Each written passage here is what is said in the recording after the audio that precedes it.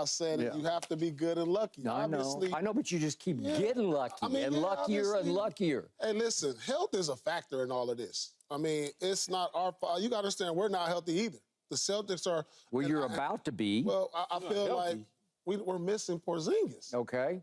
But isn't he supposed to be back? Never mind, man. Well, hopefully he can be back. But we're missing. I don't think we can win the championship without him. Okay. When I look on the other side, barring that we win the East, which is likely, being that we have a 94% chance once you go up 2-0. That's right. So we'll see either Minnesota or Dallas. Yep. But I truly believe we need Porzingis to beat those two teams. I mean, those are offensive. But he on his way back. He's back. Well, yeah, hopefully he's back. Hopefully. You know, I mean, we've heard he'll be back in the second round. Then we heard the third round, game 4, so we don't know. But like I said, you know, we have the luxury of being lucky. We have the luxury of when our best player and Jason Tatum, arguably, because we've argued who's more important or who's the best player between Jaylen Brown and Jason Tatum. But when one of them doesn't play well, the other one will pick them up. Just like we talk about Dallas's nuclear weapons. Yep. Boston is shown to have 2 nuclear weapons. They have. On their side. Yep. But on the flip side of that, I was really watching this, Skip and Key. We got one of the best backcourts, defensive backcourts, and we were talking about offensive backcourts in history with Luka and Kyrie. I think this might be the best defensive backcourt, one of the best in NBA history. You're talking about Drew Holiday, and Derek White. Mm-hmm. I mean, I just watched them, how they defended. Like, they get their hands on a lot of balls. They rebound. I mean, they can switch. At one point, I saw Derek White. He's guarding Siakam or the center. You know, you can put them on anybody on the court. And that's the luxury they have. And then when Porzingis come back, you obviously know the shot blocking ability he brings. So I love what I'm seeing from the Celtics. Jaylen Brown obviously was pissed off that he didn't make All-NBA, which in my eyes, he should have been second team. You said that yesterday. He should have been second team All-NBA. I don't like the fact that you get 2 Lakers on All-NBA. You get 2 Phoenix Suns on All-NBA. I mean, these guys are great individually, but I think team success should play a part in guys making All-NBA, especially when you have the best record by far. Yeah. That means something. And by the way, he got nosed out. He came in 16th, and there are 15 spots, and he got nosed out by Tyrese Haliburton. So I'm sure that further infuriated and motivated him. He was pissed. And so I'm sure that he'll continue this grudge into the NBA Finals, because I know the most important thing for Jaylen Brown this year is to win the NBA title, which I think they will. And how can he be upset? He has great contract. He signed last summer, a great, great contract. He does. And if he can top that off with an NBA championship, hey, who cares about these All-NBA teams? What's this conversation all about? Is it about the Celtics winning the championship, Skip? Yeah. Or is it about them getting ready to sweep the Indiana Pacers? Both. Because they getting ready to sweep the Pacers. It's a wrap. Yeah. I mean, and you talk about the injuries of Porzingis, I wouldn't play him at all.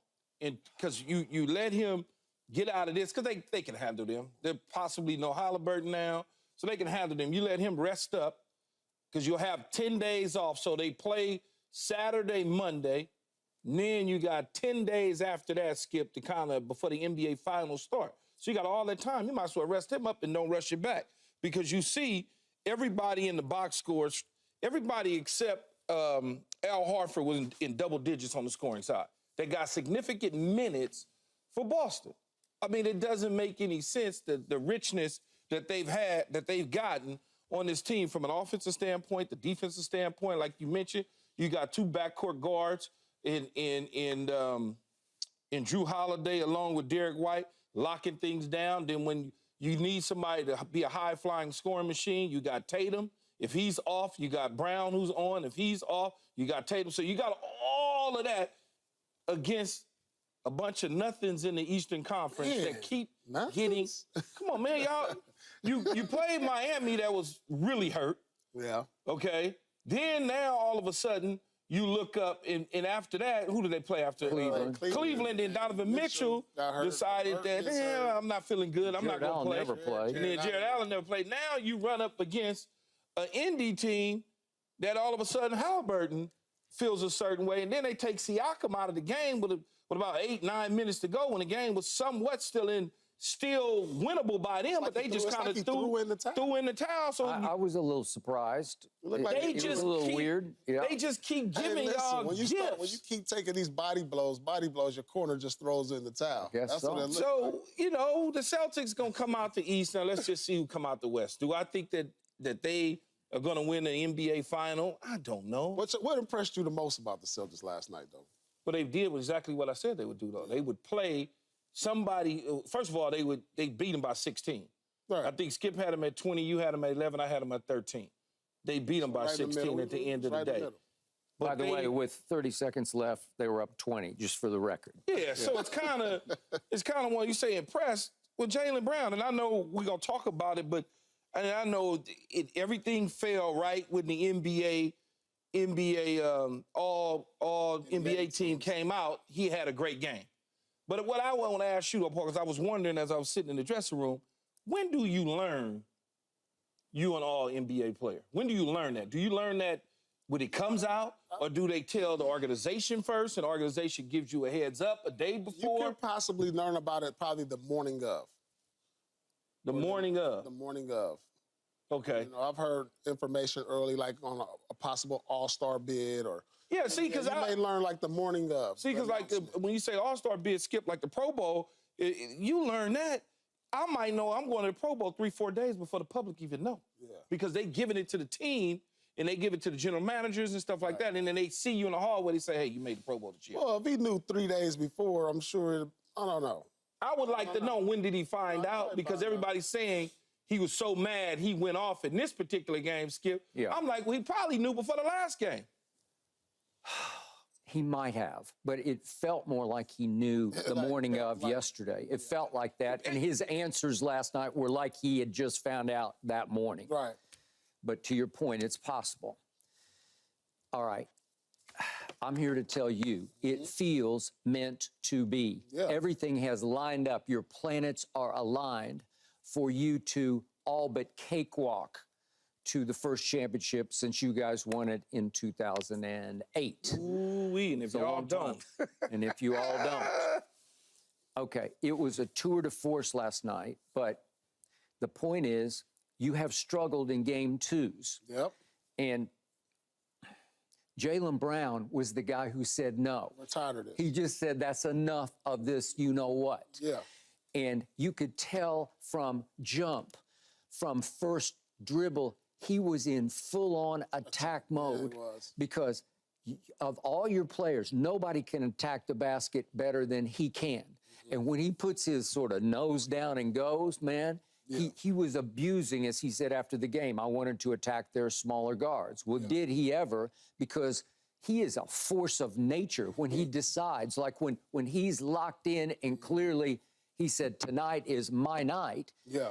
It's just hard to keep him from the free throw line at least. Mm-hmm. And then the tour de force continues. Listen, I am the biggest Drew Holiday fan, and he is your new addition, last piece to the championship puzzle. He is a championship player. And I don't say that about many players, but he's flat out, he's now in NBA Finals mode, as I told you yesterday. Better as the playoffs go on. Well, he saved it. He paces himself because he's getting a little up there. Mm-hmm. And now he just knows, because he's done this before, what it takes when it takes it. Mm-hmm. And last night, he was sensational. So he takes 7 shots, he makes 6 of them. He takes 4 threes, and he makes 3 of them. And he leads you with 10 assists. 1 turnover. And 1 turnover. It's sensational. It's like an all NBA kind of performance by a guy who was brought there to put you over the top to win the championship, and he's doing exactly that right on schedule. Right. And you mentioned Al Horford didn't score much, but look, he led all rebounders with 10. Mm-hmm. Okay, that'll work. Offensive. I mean, he was just moving them around. He just moving them around. He just moving people around. They wanted this game. They played harder than the Pacers did. We all thought the Pacers would come out demoralized and just deflated and flat, and they just were. They're really going to be flat now if Haliburton can't go. You got that right. Okay, so what has been your only glitch? Well, it's been defending home. Yeah. And it's the weirdest thing, because at one point, you were 14-14 over the last 3 years at home. Right. 14-14, and you have championship aspirations. But then you've won 3 straight now, big playoff games at home. But look at what happened. The first time there was no Donovan Mitchell or Jared Allen or Karis LeVert, and then it took a miracle shot and collapse in game 1, right? For you to survive game 1, you should have lost it, but you didn't. Should have lost that, definitely. All right, you said that yesterday.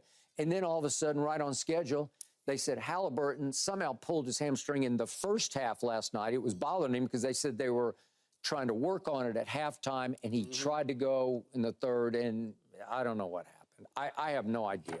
But he pulled it before. It's the same hamstring he pulled against the Celtics back in January at home. And if I know hamstrings, and you guys definitely know hamstrings, I'm pretty sure he's gone. I'm just pretty sure. That's about the 3rd hamstring in this playoffs, huh? Okay. Who Everybody's getting hamstring pulls. Zion hurt his hamstring. Then we got OG. Yeah. OG and OG. Oh, that's a big one. Yeah.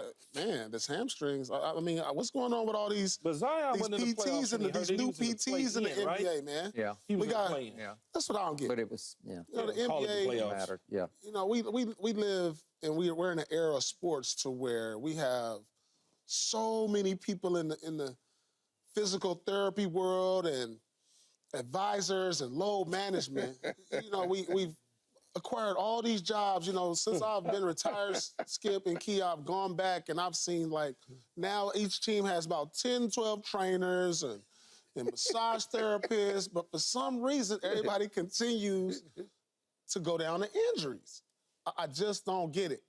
But in an era where it was old-fashioned, that you practiced every day and you lifted every day, we didn't see this many injuries to the stars. Although, I'll never forget that game 1 in Detroit in '88. I was there. It was your Showtime Lakers, and they were prohibitive favorites. Yeah. I thought they would sweep the Pistons. But if you remember, Skip, that's because Riles had them practicing like they was playing Game 7 to save their life. Exactly. That's why they all started falling apart. And Byron, who you've had on your podcast lately, and we had on the show, pulled his the day before, I believe. Yeah. And then Magic in Game 1 pulled his. And I think Worthy wound up getting hurt. No, 89.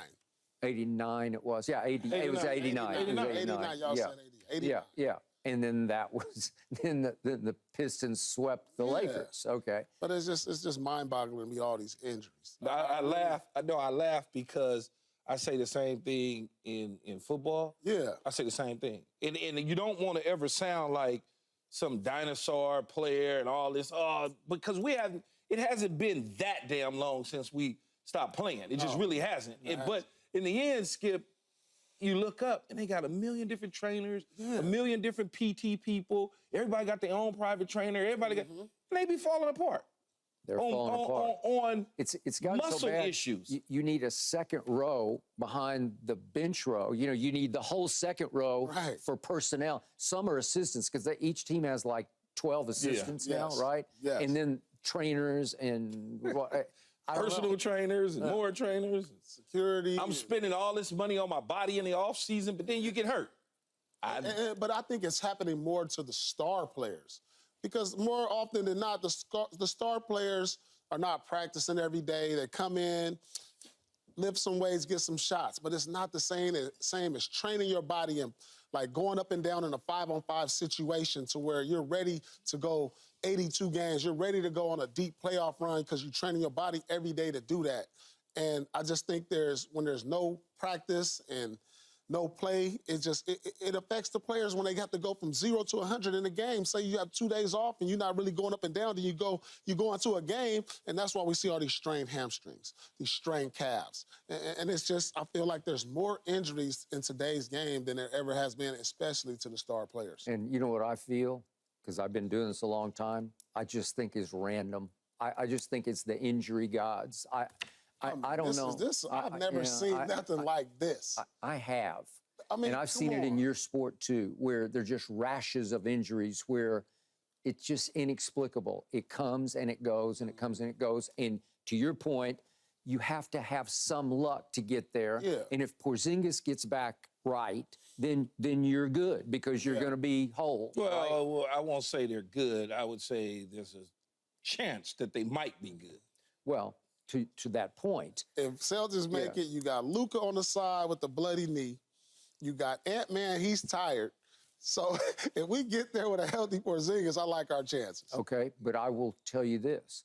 I don't think you've been tested yet because you have fallen into the right place at the right time against the hurt team. Literally. Like if you think about it, Miami in the second game beat Boston, right?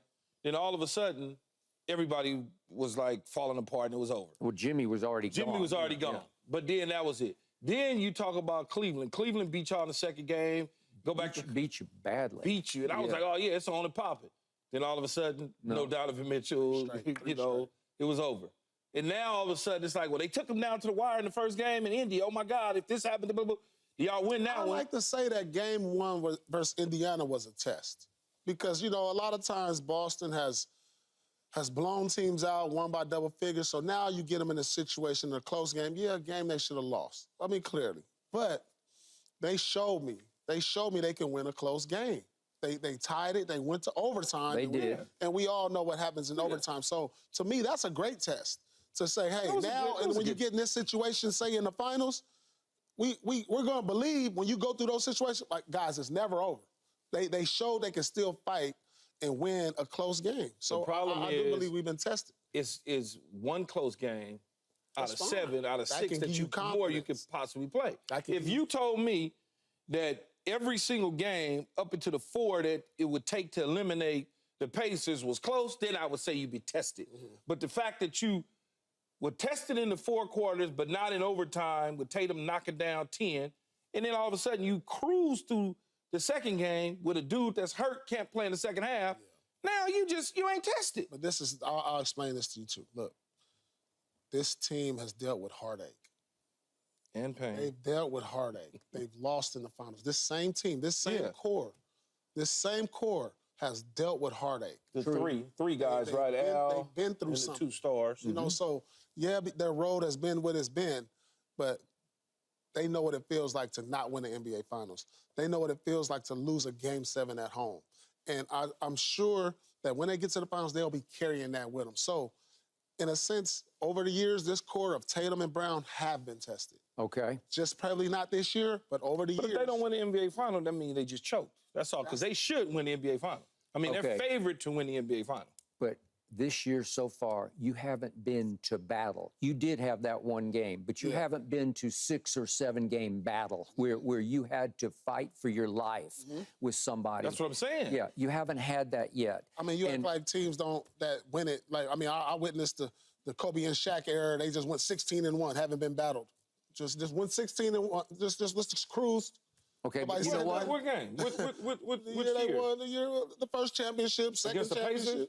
No, they beat the Nets. Oh, Nets. They just beat the Nets twice, 16-1. Okay, but you know why? No, Philly. They just cruised. Okay. They just cruised in that one. Yeah. 16-2. Yeah, but you know why? Because they had by far the 2 best players in the league. By far. By far? Okay. Do you have by far? No, it's not. It wasn't by far. You still had Tim Duncan in the league.